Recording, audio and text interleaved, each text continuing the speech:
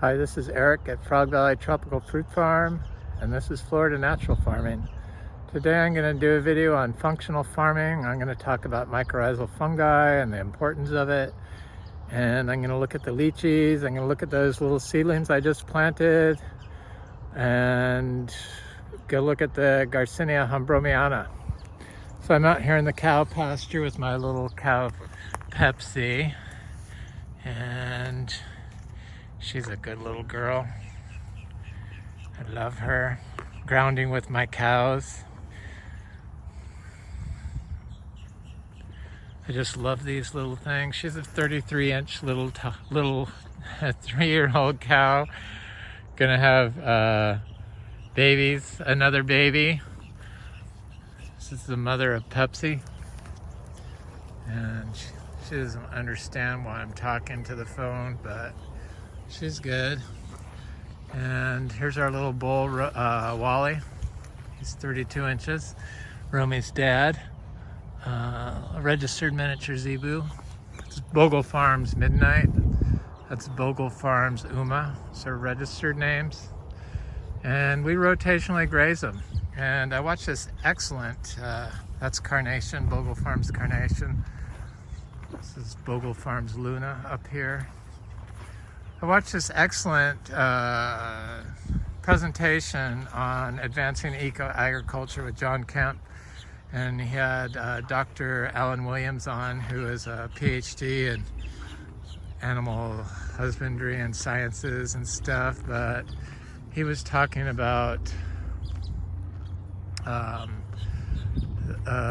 biodiversity in your pasture systems for cows and cows probably, I think is what he raises, is really important, and that cows that are raised on a biodiverse pastures, like has weeds and herbs and different plants in it other than just grass, that they are healthier and less prone to disease and worm pressures. And he said it's very important for the health of the soil to have that diversity, to promote mycorrhizal fungi in the soil that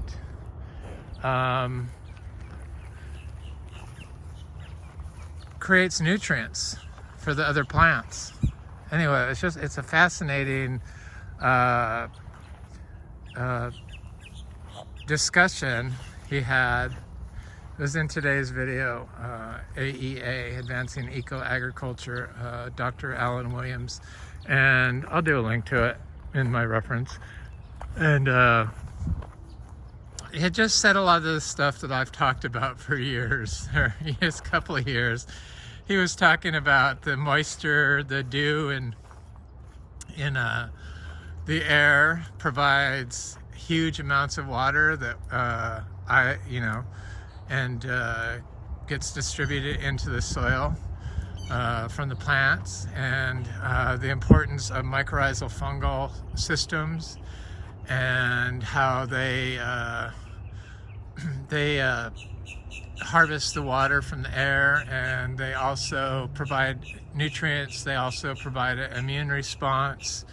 They also provide a fungal pathogenic response almost instantaneously as soon as the plant signals that it's has a pathogen, or is under insect pressure, or is being affected by cold. And it's kind of cold here today. Our mangoes are looking fabulous. And all this talk on mangoes here in Florida and how you have to spray and you have to water. We've never watered any of our mangoes ever. And we definitely don't spray them with anything. The only thing we do is we do a probiotic and a prebiotic. So we use the daily compost is what it is. It's hay and manure and urine, and I apply it once a day when I clean out the barn.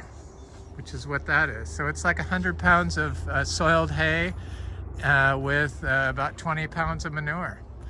And then we rotationally graze our miniature zebu. It does make a difference. You need to rotationally graze cattle. I think I'm the only person I've seen that rotationally grazes cattle in this part of Florida. It's kind of bizarre because rotational grazing has been around for more than 50 years, and the known benefits of it are well documented, and it builds up fungal communities in your soil, which is what you want. So we have about 34 lychee trees. This particular one is just now starting to flower, and the lychees in Florida, all these different tropical fruit trees that are slowly succumbing to one disease after another, is from the management practices that are employed and practiced here in Florida.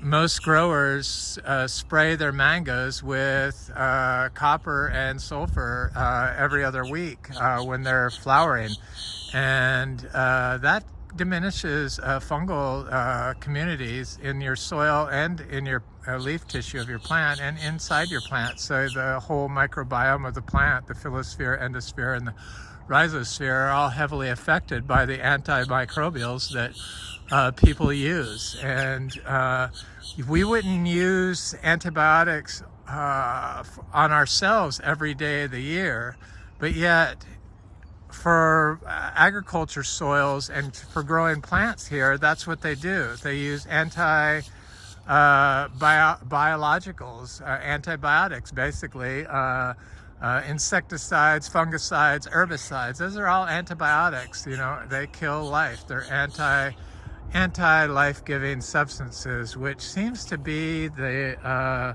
complete opposite of what we need for living organisms, since most of the living organisms are made of microbiota, and we're mostly bacteria. So same with the plants. The plants are full of it. Fungi, endophytes, that deliver bacteria that create enzymes that cause the plant to make phytochemicals that when we consume those phytochemicals are health beneficial. So the biologicals, the copper, the sulfur, the nitrogen fertilizers, they diminish soil life and mycorrhizal fungi especially. And plastic USDA organic isn't even pro-microbial anymore. They use hydroponics. They use plastic mulch on the soil. Plastic mulch on the soil winds up in your plants, in your plants, and it winds up in the soil, and it diminishes soil life. So it diminishes microbial life in the soil and affects fungal populations because it attracts fungicides. It absorbs heavy metals and fungicides and pesticides and the synthetic antibacterials that are in the microplastics. So it's an anti-life product that is totally synthetic that they put on the soil, and that's approved for organic use. So I talk about the plastic because nobody does, but nobody used to talk about the tree being able to harvest water from the air, but now that's starting to be elucidated, and I love it. I love it. It's so exciting. So this lychee tree is just covered in flowers, and everyone has Aranos mites. I hear so many people. Was a pick your own lychee grove in Fellsmere. I think it's still there, but it was a young grove. They had little trees like this, not very old. This lychee tree is just getting ready to start flowering. It's kind of weird they're on different time, each one. It's very cold today, and our trees don't seem affected by it at all. It's because we have built up our fungal populations in our soil over the years by managing for living orchard floor. They've shown that living orchard floor is the only way to grow or build soil aggregation. If you're not getting soil aggregation, then you don't have the fungal population built up in your soil. You can't get it from just pure wood chips. Wood chips are great, but they favor saprophytes rather than a host of other life-giving microbiota that the living root with the wood chips would provide. So wood chips with the living orchard floor in a biodiverse manner is ideal. And that's how you get aggregation, and by not disturbing also. When I first moved to Florida more than 10 years ago, they said it was impossible to build soil. Building soil is called aggregation. And this lychee tree is doing good.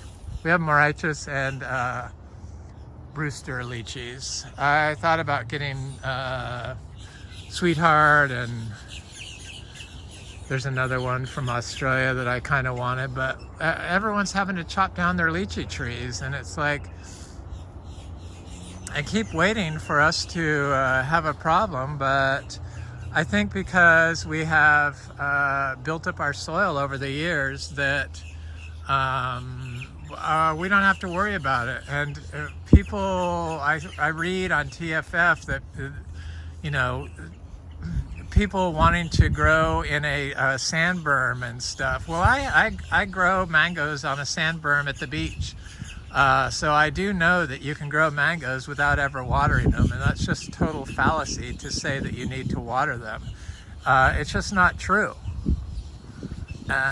Mangoes are the easiest plant, but we have trouble growing citrus in Florida because we take a biotic approach to farm management, and we mow the orchard floor, so we compact everything, and you can't really build soil and create porosity in your soil if you're like mowing and disturbing the soil. We're on sand. Everything is highly sensitive here, so you can destroy it very easily, and that's what happened. And that's why they say Florida soils are mineral deficient and can't like support life. They can't support life is from our management, our anti-biological management practices we push onto the soil and onto the tree and onto everyone else. And I know it makes money for a few people, but really, it's not the way to go. We figured it out. They figured it out. This is a honey kiss mango. It's looking good. That was a coconut cream mango. It's like doing good. So the ice cream mango, they say, is like, it's like one of my favorite mangoes. It's definitely probably in my top 5. And ours produce 3 crops a year. Our mangoes produce flower or fruit 12 months out of the year. Some of them, and we're young, and every year our soils get better.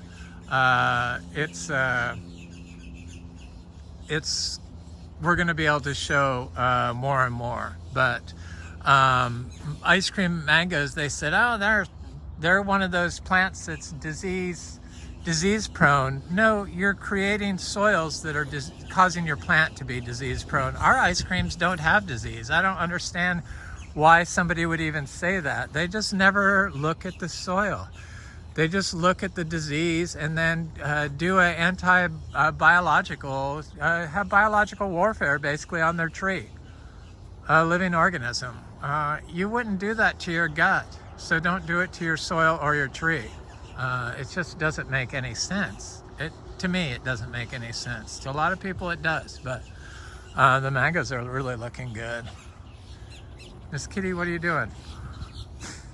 So we do functional farming, so we focus on soil health here. We combine multiple regenerative farm modalities like permaculture or Indian zero budget probably was my biggest influence, hence we got the miniature zebu cattle from India. Well, originally from India. This is a sweet tart mango that's just loaded. This is a sugarloaf mango that's got a big bloom happening. And these sapodilla trees are just covered. And then modified forms of syntropic agriculture and Korean natural farming. We believe in all of those. The only one that is not regenerative is organic. We combine biodynamic practices into our own farm modality, and it's just a combination of everything. And we use a little bit of wood chips. We use living orchard floor, and we stay off the soil, so we do not disturb, and we combine animal input. So that's our daily manure we use. So it's daily compost. I make a daily compost next to the trees. In the past, I have done lots of biological sprays. We were biodynamic certified. So I have a feeling we're going to get jackfruit every year of the month this year. We've already had jackfruit this month. This is a crunchy yellow, zero latex, basically, jackfruit, and it's just still getting new fruit on it. And it's such a good jackfruit. Some of these fruits I see are going to drop off, but it had so many fruit that it was just like, there was just too much fruit on it, and it's still flowering. So it's going to continue. It's such a tiny little tree too. I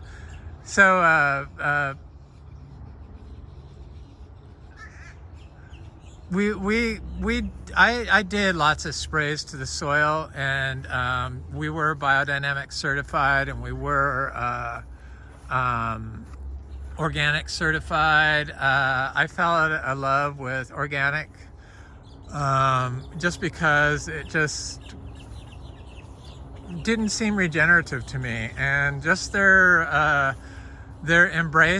embracing plastic mulch and using plastic cloth in their Johnson Sioux bio composter that they say is the best thing to make compost from, which directly puts plastic into the soil, and the plastic quickly goes into the soil and then gets uptaken by the plant, and then they sell it to us. And that plastic affects our gut health. I'll do links to this stuff, and causes gut dysbiosis, gut microbe dysbiosis, and causes inflammation. And they found that all this stuff, this is another lychee that's starting to bloom.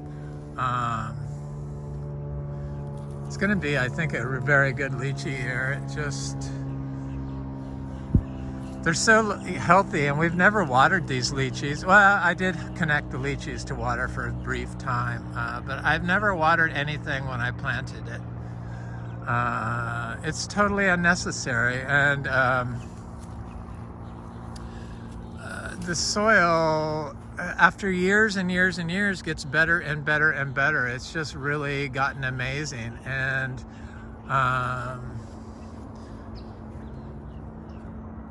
we have about 34 lychees. They're looking good.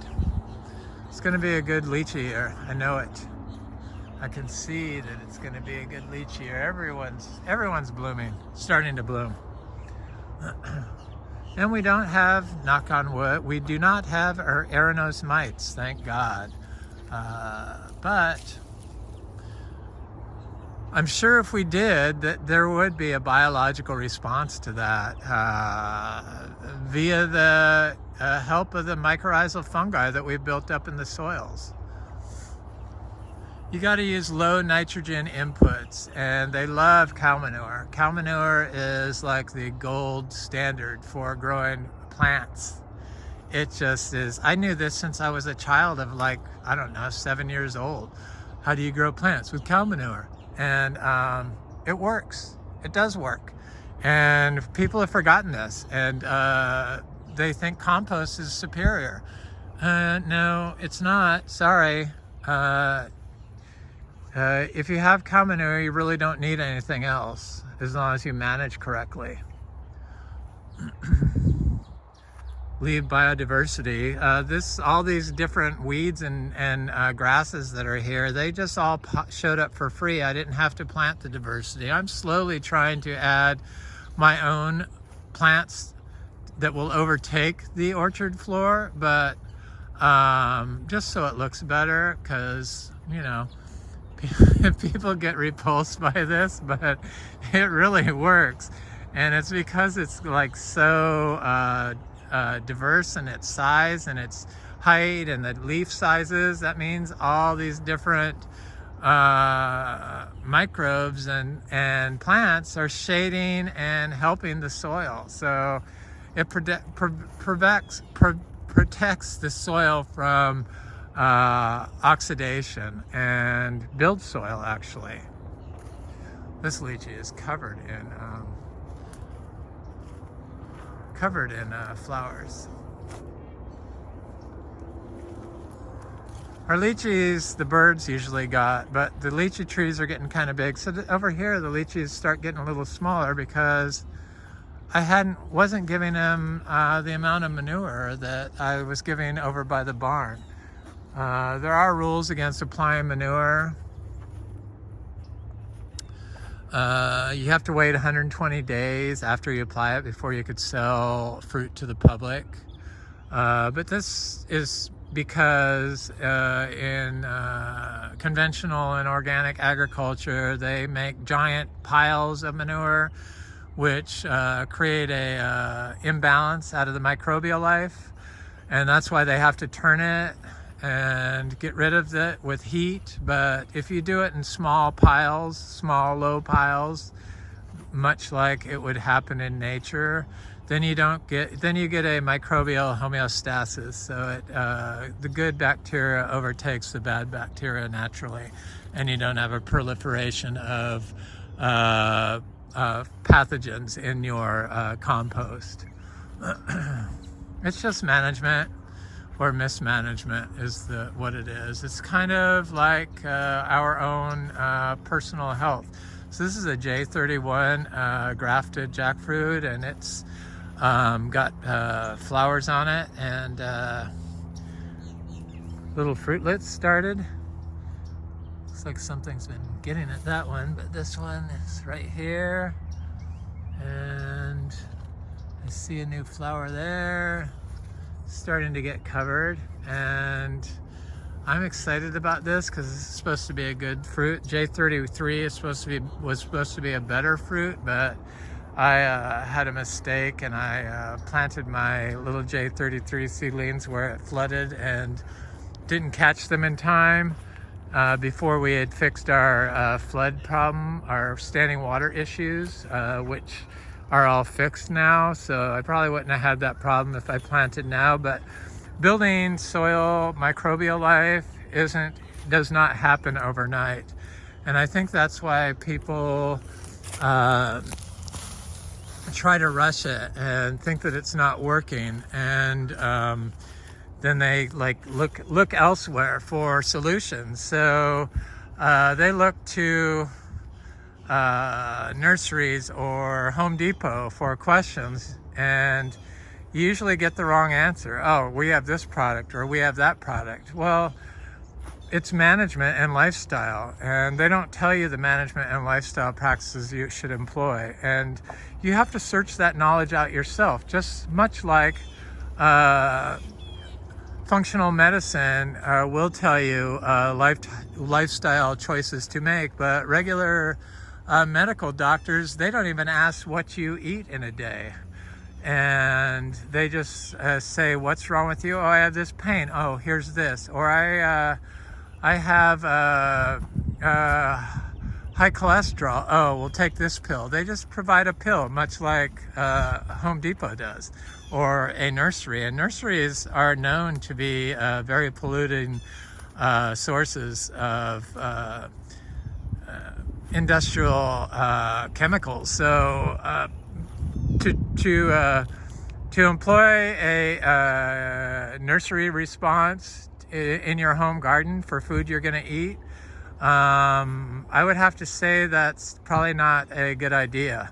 It might work to grow a plant quicker, but the plant is generally not going to be healthy, and it definitely is not going to be healthy for you to consume. The microbials that are in the chemicals that they're using, like copper, which causes cognitive decline, or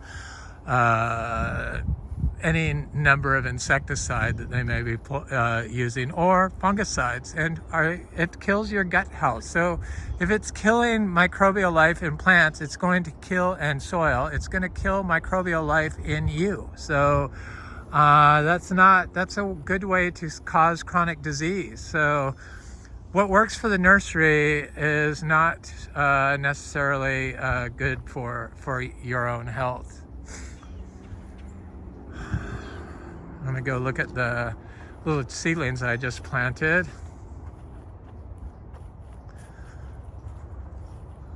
Look at that Venus mango tree. I mean, our mangoes are just like so intoxicating. Even in this cold 49 degrees, I can still smell the mango flowers. It's just so amazing. I just love mangoes. They're like my favorite, they are my favorite fruit.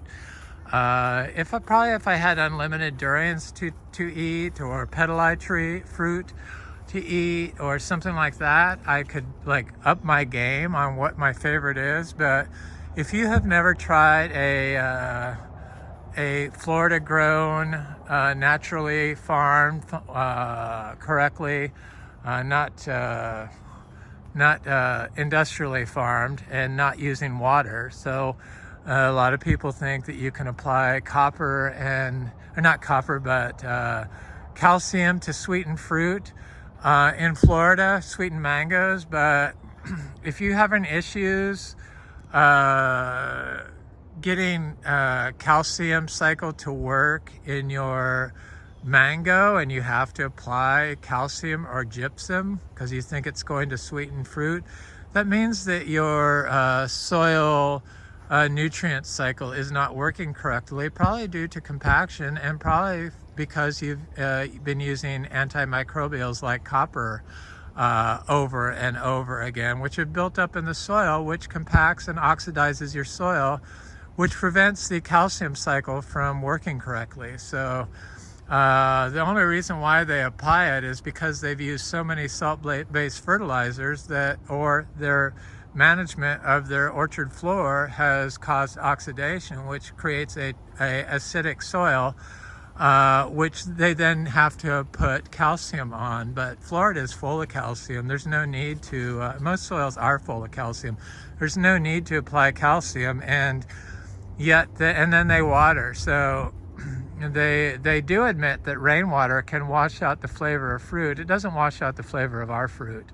But our trees cycle nutrients naturally, and because we don't water, they form relationships with the mycorrhizal to get their water, either through the air or from the soil, even though the soil may look dry. If there's living roots in the ground, then there's soil available in the ground for that plant to get water if it has life in the soil to provide it instantaneously. Fungi work instantaneously. I'm gonna go look at my Juicy Pearl star apple from Australia. It's looking good. It's like one of my favorite trees. Definitely our rarest star apple. It's looking good. I need to hack this tree back a bit again because it likes a little more sun. But the tree is looking good. This is a Chrysophyllum argenteum auratum subspecies, Juicy Pearl. It's not a Kamito. We grow 4 different types of star apples. I had 5, but I think my Vietnamese pink somehow succumbed. I'm not sure. I haven't checked in a while. This is Oscar's giant purples. These are all seed-grown star apples, and it's finally getting a size where it should fruit. This was a heavily compacted area. Compaction severely affects your plant's ability to grow and cycle nutrients properly, but After 8 years and not disturbing the soil, I have a little path here. That's why I know that I'm not disturbing the soil, that it's slowly gotten better. So here's a DPI Gold star apple. It's definitely not a Chrysophyllum comito. It's something other than that. I could tell by the leaf. This is another Oscar's Giant Purple Star apple. Not quite as big. Seed grown. These are all seed grown. Now here's a Cacao Beach star apple that looks quite big. We've got so many different species here. Diversity is the spice of life, and plant diversity creates soil health, microbial health, microbial diversity, which is what you want. This is a little Poteria abiu, kind of in full shade there, seed grown. Okay, now I'm gonna go off and look at those little seedlings that I just planted, bare root. Planting trees bare root instantly puts them in touch with the fungi in the soil, and that's why I do it.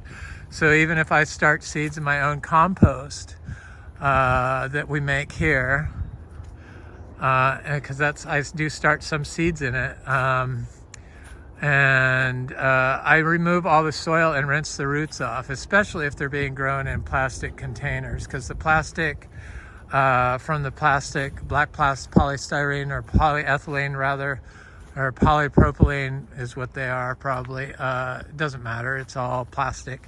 Nanoparticles break off and they colonize the rhizosphere of the plant and prevent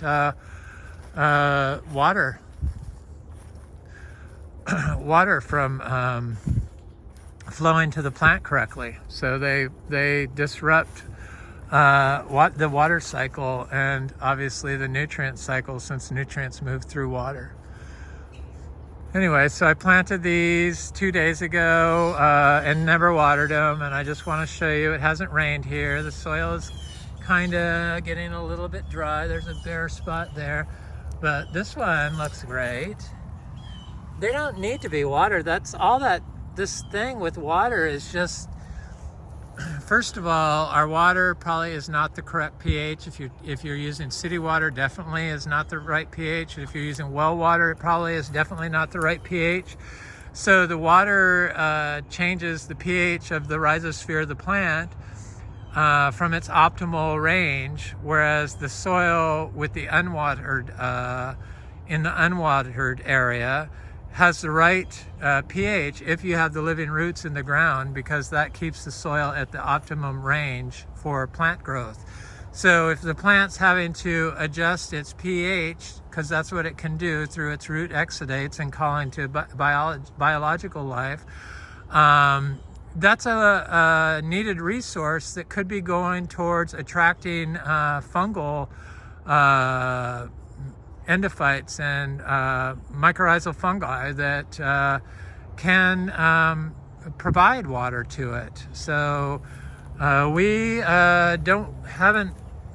didn't really know all these things, but we do now. So, and clearly, if I've grown this whole orchard without watering stuff when I planted, because I planted everything here other than, the big native trees and the big giant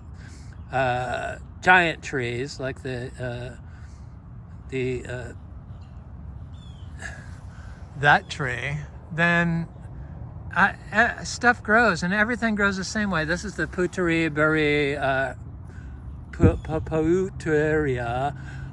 Boeriperii. Looks great. No water stress whatsoever. I have a little wampy right here, I see. All kinds of stuff in here. And then I see something here. This is a Eugenia I just got from my friend Frank that I planted bare root. Looks good. I forget the name of it, but this is that other one. This is Polyuteria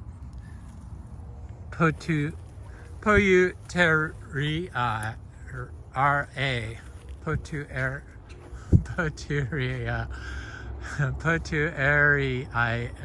Poteria alvesii. Sorry. Anyway, so when you put the water in there, it averts resources that it needs to change the pH back to the optimal range so that it can uptake nutrients correctly. Because if your pH isn't correct, then your plant can't uptake like calcium and the beneficial nutrients, and it uptakes stuff like aluminum and iron, which makes it more disease influenced, so it could get disease easier. This is that little kumquat tree that I just seed grown that I grew. So people have issues with citrus, one of the easiest trees in the world to grow. People can't even grow citrus in Florida. That's what just is shocking to me. Isn't that indicative of how much knowledge they have here in Florida to grow plants? The mainstream people, they obviously are doing it. They're continuously doing the antimicrobial approach because their crops are insured. And they don't look at the whole system, so they don't take the holistic approach to growing stuff. Oh, I was going to go look at the Garcinia humbromiana, but I'm just going to look at this cacao. So just the fact that nobody's really, well, a lot of you are interested in this because a lot of you grow like this. I know, because I meet you. You come over here, so we all kind of grow the same way. You're all interested in learning. But there's so many more people that just choose to ignore the fact that we're able to dry farm cacao and grow it from seed and fruit it in the middle of winter here, this far North Florida, so without protection. It's just a truly amazing thing, and I figure it's my greatest achievement. But now we're on to other plants like Garcinia mangostana, which we are growing successfully. We're on to durian, which seems to be just fine. They do not drop their leaves down to 40 degrees, and they are doing fine. You have to build the life in the soil. Petali, no problem. I'm going to look at that petali just because that just amazes me. We have about 100 different cacao. We grow 3 different types: Criollo, Trinitorio, and yellow ribbed. The one I just showed you with the fruit was a yellow rib. So here's a little petali tree, and it looks great. That's a new leaf. No problem. No spots on the leaves from cold either. All these super rare aeroids that people have issues with, the Regali, Anthurium regali, no problem. This is a Anthurium capulospathum. Looks great. These leaves get like 6 feet. We are a young farm, 8 years old, but I could tell in 8 years there's a new leaf on my Anthurium regali. They're all flowering also. So there's a flower there on that Anthurium regali. Here's a flower on this Anthurium warocquianum. All without having to water them, which is amazing. Supposedly you couldn't grow them outside when it's this cold, but due to the protective properties that our soil microbiology has given us, we're able to handle all abiotic stressors that are thrown at us so far. Here's a mangostana, Garcinia mangostana from seed, 20 inches tall in 6 months. It's totally unaffected by the cold. When I first came to Florida, they said you can't grow it here because we have too much. Our soils are too high pH, the base material. But all Garcinias seem to grow the exact same way for us here. So Garcinia dulcis grows the same as Mangostana. Achachuro grows the same as Intermediate, and they all grow alike. It's like, if you can grow one Garcinia, you can grow them all.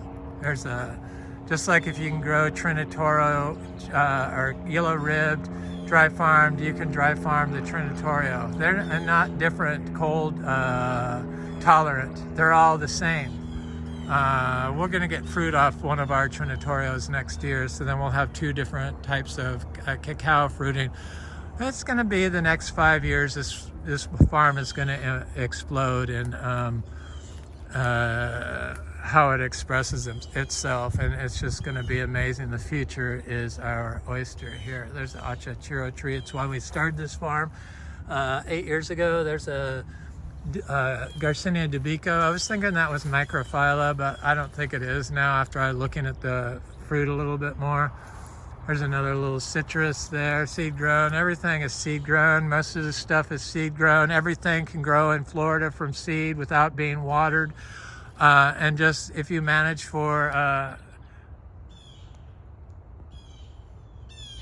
soil health and you have a living orchard floor, and you feed probiotics and prebiotics, so manure is the probiotic and grass hay is the prebiotic, then you have the perfect combination for life.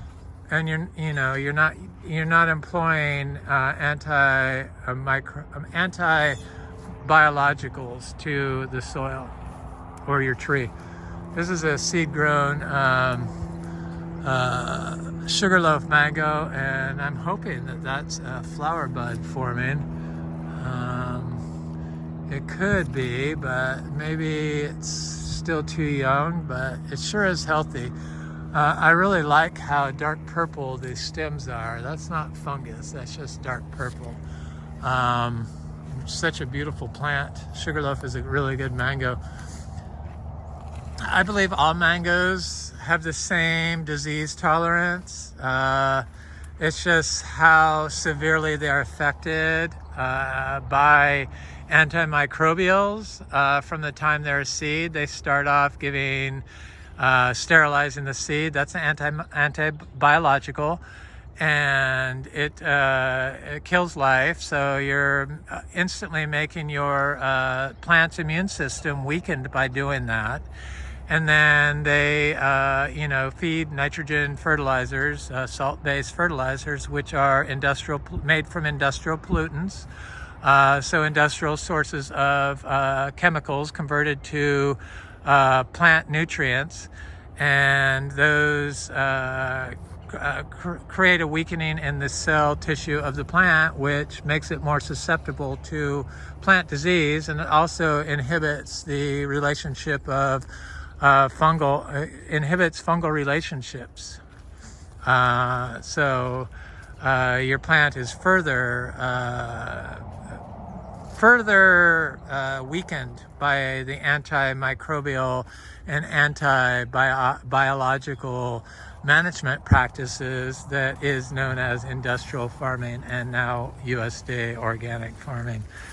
I know USDA organic is like irritated that I keep saying that, and I can tell the institutions are the one that get most offended. So the schools and stuff, when I try to ask about the plastic mulch used in organic, USDA organic, hindering biological life in the soil and affecting our health, they just instantly hide my comments. It's only the institutions that do that, I've noticed, because they're bought and paid for by the chemical companies. And the chemical companies and the pharmaceutical companies are just trying to make what appears to be healthy options. So in functional medicine, they make enzymes and amino acids, and they're formatting they're structuring their model, their modality for new supplements rather than pharmaceuticals after the pharmaceutical industry, rather than looking at the functional farming approach to combat cellular dysfunction in humans due to farm management practices. So they don't want the truth getting out, and I firmly believe that just by the comments I've made and the comments that have been hidden because I mention it. And even Real Organic Project is unable to come out and say that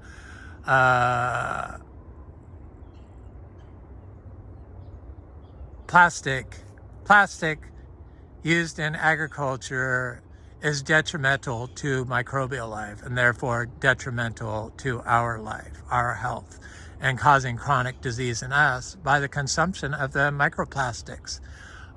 It's known. I'll do some links to it. And anyway, so they do that model for that. And so we got to look at the functional farming. Functional farming is the future. And until the people rise up and start demanding they remove plastic from the soil and our food, nothing's ever going to change, because people are not stupid, and they are beginning to understand. The young people seem to understand quicker. This is Gardneriana. It looks good. Garcinia gardneriana, a lemon drop mangosteen. So here's our big female Garcinia hombromiana tree. And I was thinking that, because we have 2 male trees or 1 female tree, and I wasn't sure if this would produce fruit without being pollinated, but I know it can because it has set some fruit. Here's one right here that's getting quite large, and I'm so excited. It's getting a lot of fruit on it. I have not tried this. We have 8 different types of fruiting Garcinias, 8 different species of fruiting Garcinias here. We grow 16 different species of Garcinias. We are going to fruit all of them, guaranteed.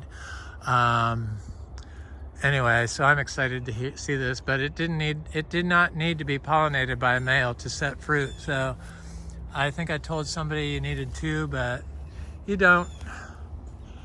You don't. Anyway. This is Eric at Frog Valley Tropical Fruit Farm, and this is Florida Natural Farming, and this is a video on functional farming and the importance of building microbial populations in your soil for plant health and human health alike. Have an excellent day. Please like, share, subscribe if you enjoy this content. I always love hearing from you. I like hearing from people around the world. Thanks for watching, and stay tuned for the next episode. Thanks so much.